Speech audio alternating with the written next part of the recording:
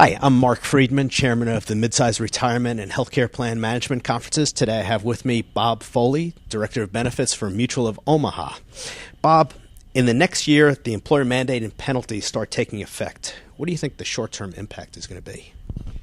Well, Mark, the short-term impact I don't think is going to be that significant. I mean, after all, many employers today are offering health care coverage to their employees, and no one's forcing them to do that. There's no employer mandate at this point. So I don't think in the very, very short term you're going to see some major changes. But there are some very good reasons for that. The first thing is the reason the employers are offering this coverage is to attract and retain employees for their company. That's not changing. That's not going away. Another thing, too, is that it really depends on the companies that you're in competition with to attract and retain those employees, because no one wants to be the very first person in their industry to stop offering health care coverage.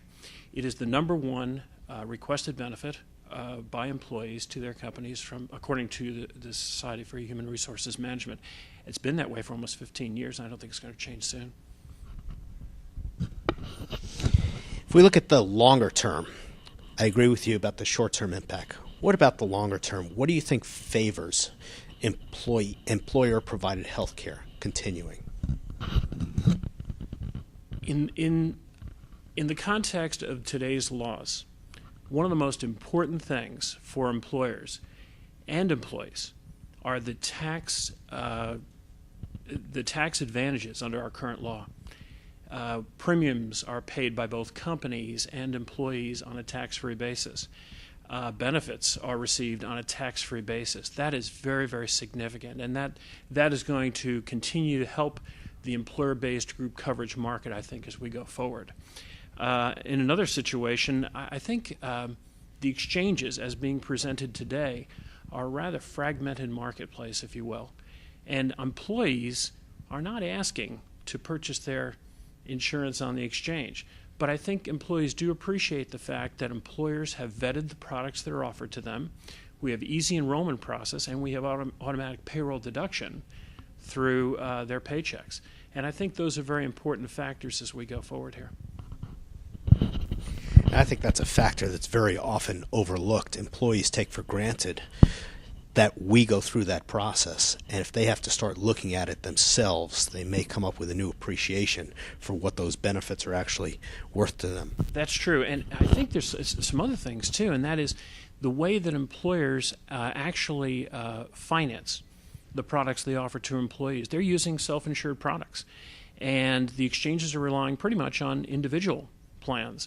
And as we know, the employers are using self-insured products, which allow them to reduce the cost of their plans. They don't have to pay premium taxes. They don't have to pay the profits that go to the insurance companies, and they don't have to pay the marketing expense for those insurance companies. And I think that could make a difference of certainly 5% or more on premiums, and I think the employees appreciate that as well.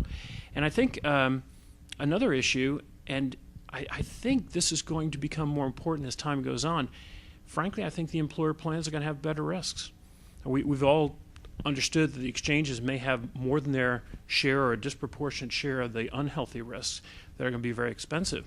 But I think the one thing that the employer has as an advantage is that the employee has to keep their job. That means they're healthy enough to work. I think that's going to be very important. Now, one of the interesting sidelights that I'm hoping comes out from the publication of the exchange rates is that people actually see what the full cost of health insurance is. Right now, participants generally see what they're having taken out of their own paychecks. So they may see for family coverage $200, which they think is incredibly expensive for health care. They don't realize that the real cost is $1,200. The employer is bearing $1,000 of that. So possibly when they see those numbers published, they see $1,200 a month or $1,500 a month for family coverage, they'll realize they're only paying a small fraction of that, and they might start appreciating that. So what do you view as the longer-term threats that exist to employer-based health care at this point?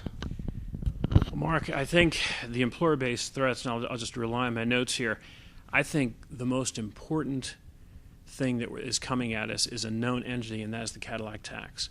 We know that's going to hit in 2018. We know it's going to be a 40% excise tax on a single plan if the total costs are over $10,200. And I think that is going to be a very significant threat. I've heard employers say that once they get hit with the Cadillac tax, they're out of it. They're not going to offer employer-based coverage. Now, in all honesty, I'm not sure if that's really going to be the truth. But then again, it's going to be very difficult for an employer to avoid that Cadillac tax. I've heard announcements from consultants that say that 60-odd% or more of employers are bound at this point in time to start paying that Cadillac tax come 2018. So it's going to be very difficult to ignore or avoid, rather. I agree with you, and we have precedent with the alternative minimum tax where it was designed to meet a very small percentage of people, and it was implemented in a way that it affects a broad cross-section of the American public. Same type of thing with the Cadillac tax. It was originally intended to hit very high plans that gave excess benefits to their employees, but what wasn't taken into account in some cases, at least in the studies that appear to say this, plans that have older demographics, plans that have higher risks associated with it that may offer average benefits but have high premiums because of those underlying factors may come into that Cadillac tax. Right. All right, crystal ball, Bob. Will we still have employer-based health care in 2020? Oh, that's a tough one. As we keep going out, it gets more and more murky, as you know. But I think if the laws don't change, I think we've got a good chance. Will the laws not change? I don't think there's much chance that they're going to stay the same. So I would say I think some of the actions that employers may take to avoid the Cadillac tax may bring on more regulation. For example, we see employers now are doing what they can to reduce the number of hours of employees to below 30 so they can avoid the employer mandate and the penalties that go along with it. Another issue you've seen where UPS very recently basically asked all the working spouses to pick up their employer's plan, which is going to make it very difficult for those families because they're going to have yet another premium. Right now, they probably still have to pay the family premium for the children and the working the worker at that company, but now they'll have an individual plan to pay for at the employer that the spouse is working at. They're going to have different plan designs. They might even have different plan networks in the same family, and this is going to be very irritating to people right now who pretty much feel shielded from all the exchange issues. And now they're going to be saying, this is inconvenient, this is not right, this needs to be changed. And that'll be another group of people that we're going to hear from. And I think what's going to happen is that's going to bring on more regulation, and I don't think that's going to be favorable to the employers and the system that we've put together here. Also, I think if the government tries to bail out the exchanges by starting a competition for the healthy risks, then we're going to have some real problems. I could see that being right now it's the reinsurance, or the transitional reinsurance program. Right now it's $63 per person starting next year. What if that starts going up significantly to bail out the exchanges? That could be a real problem. I think if they start putting limits on self-insurance, I think that will probably force some smaller companies out of the marketplace for providing this benefit. If the federal government allows employees to take whatever the employer would give to an employee for the subsidy of family and even single insurance, I think you're going to see the younger ones. There's going to be some significant competition for the younger and healthier risks, and that could force the employer's hand as well as to whether or not they're going to have a viable program going forward. And finally, almost having nothing to do with healthcare per se, but if there is a desire to perhaps get the deficit for the budget under control, all those tax advantages that we currently enjoy now could go away.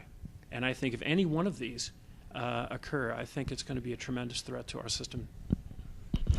Well, I thank you.